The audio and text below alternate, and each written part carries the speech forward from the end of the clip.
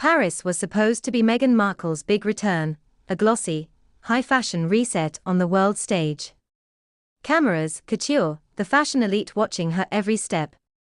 She arrived in cream, styled like old-money elegance with a subtle message woven into every thread. Meghan is back, untouchable, unbothered, and ready to reclaim the spotlight. But while she walked the runway of public opinion in Paris, something far more brutal was brewing in the writers' room of South Park, and it hit harder than any tabloid headline ever could. The timing couldn't have been worse. Meghan had barely escaped the noise of Jamgate and the collapse of her wine brand when the next blow landed. Just days after her Paris appearance, South Park dropped a brand new episode titled The Duchess of Desperation, and it was merciless. The cartoon Duchess wore an outfit nearly identical to Meghan's Paris look, strutting through Fashion Week while imaginary photographers cheered and real crowds ignored her. The punchline?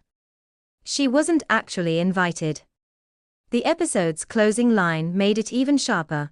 When relevance calls and no one answers, maybe it's truly time to get away from it all. And that's when the internet exploded. Within hours, clips were everywhere: TikTok, X, Reddit, racking up millions of views. The hashtag Duchess of Desperation trended for 2 days straight. Fans began stitching Meghan's real-life Paris clips alongside the cartoon version, comparing everything from her wave to her poses. The similarities were brutal, and the running joke was that South Park didn't need to exaggerate anything.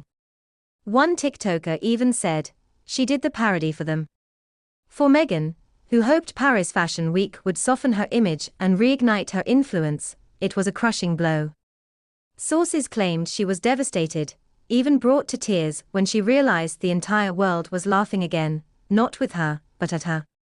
And South Park didn't stop at the outfit. They went after her entire brand. In one scene, the animated Duchess sits front row at a fictional show called Virtue Verite, a jab at Meghan's authenticity branding, scribbling desperate ideas on a notepad to appear relatable. Start a podcast about not being understood. Launch a fashion line made from recycled headlines. It was a pointed attack on her Spotify fallout, her Netflix delays, and the rumors surrounding her new lifestyle venture. The reaction online was swift and merciless.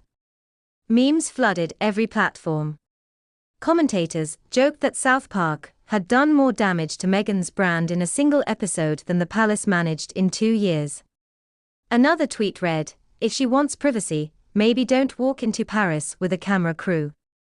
Even more painful, Hollywood stayed silent. Last time South Park targeted the Sussexes, a few celebrities hinted at support. This time, not a single friendly voice stepped forward. Oprah, Tyler Perry, the talk show hosts, the fashion insiders, all quiet. The lack of defense said more than any statement could. Inside Montecito, according to insiders, Meghan spiraled. The estate reportedly transformed into a 24-hour PR command center. Her team scrambled. Harry paced.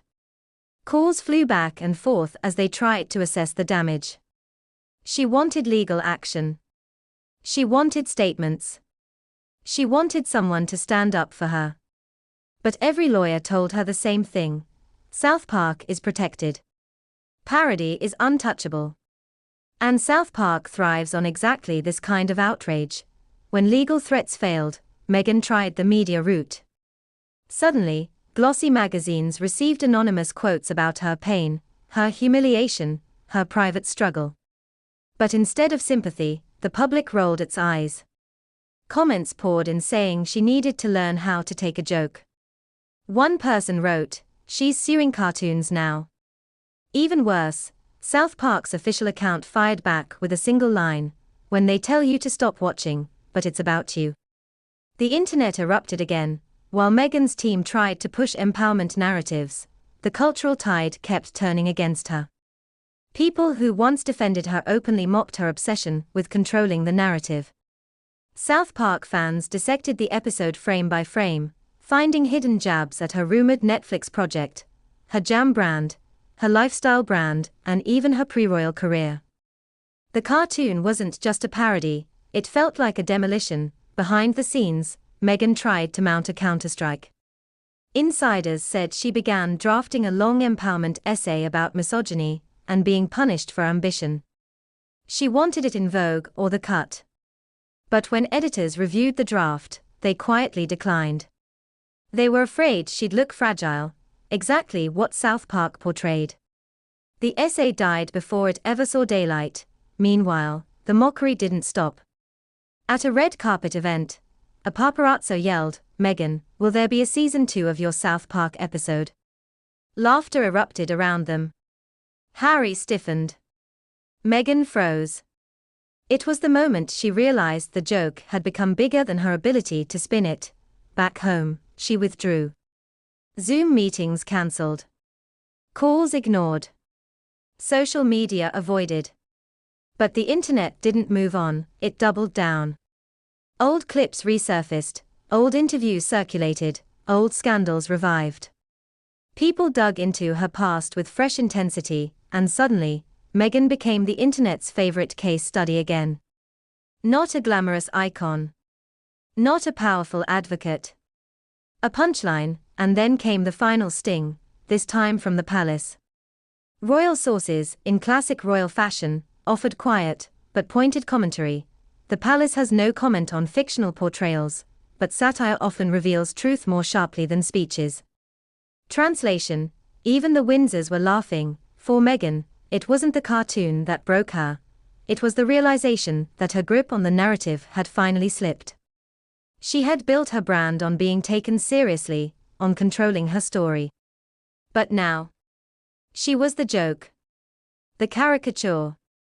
The meme, the Paris reset she dreamed of had collapsed into one of the worst PR disasters of her career, and while she vowed behind closed doors to strike back, the truth was harsher. The harder she fought, the funnier the joke became, and what